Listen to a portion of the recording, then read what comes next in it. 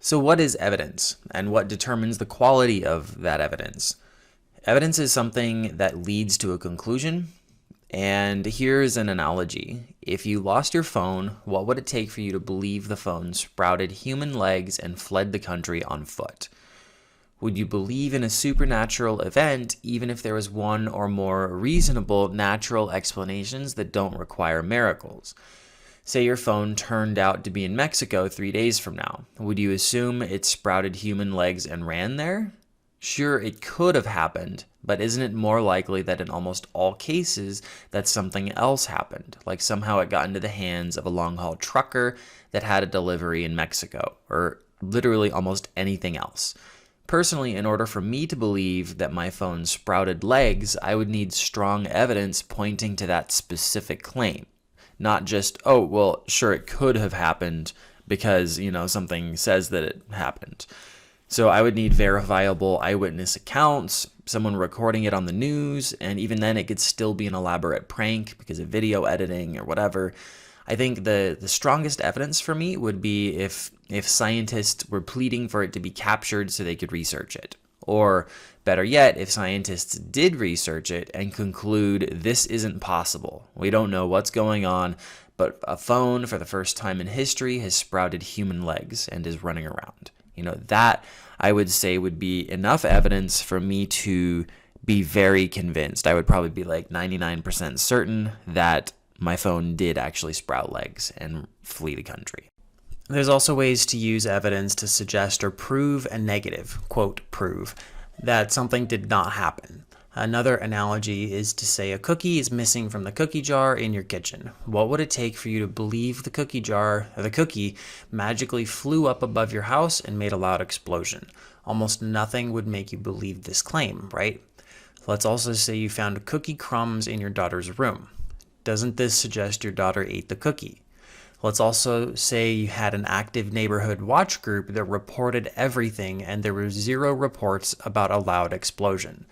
This would be proving a negative. The evidence of cookie crumbs in your daughter's room is a sign that someone in your house ate the cookie and that it did not go above your house and explode. The fact that nobody in the active neighborhood watch group reported an explosion is evidence that the cookie did not explode above your house. These negative proofs make something that's already next to impossible to believe even more difficult by providing evidence that it didn't happen. With history, it's similar. There's a thing called the historical method where we can use different sources to figure out what most likely happened. But it's still, in the end, just educated guesses.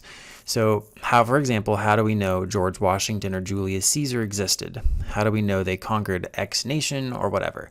So the framework is to doubt everything, acknowledge potential agendas, use every source available.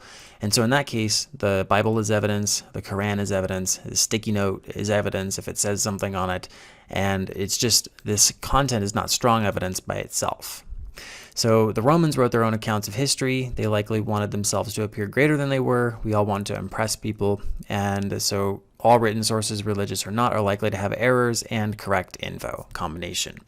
So Julius Caesar's conquest of Britain, for example, is written down. Their writings are verified by geography. They talk about enormous cliffs, which line up with the cliffs of Dover in their accounts. They talk about having 800 ships and being able to land all of them on a beach. And there's only one beach that could fit the 800 ships in the area, and it happens to be near the cliffs of Dover. Again, this geographically corroborates their written accounts. So recently they've found spear tips that the Romans were thought to have used in that area, further corroborating their story via archaeology. And so while there's many things to doubt about their writings, we're able to verify that what they've written down most likely happened. And so the question is, what is good evidence for you? If there's multiple natural, reasonable explanations, would you ever reach for a supernatural explanation? And this goes back to the cookie jar example and the phone sprouting legs example.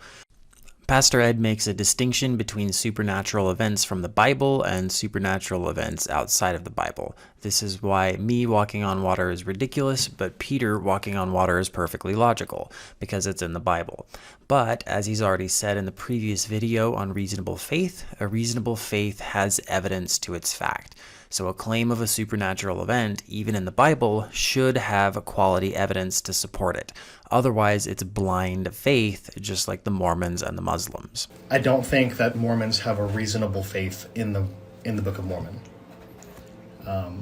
So, for example, when you consider that there is no archaeological evidence to back the claims of the Book of Mormon, they just say, well, not yet, but like, we're quite far along in archaeology that they should find something, right, to support these claims. If the one who wrote all of the scriptures is always truthful and all-powerful, then what has been written by him will have evidence to its fact.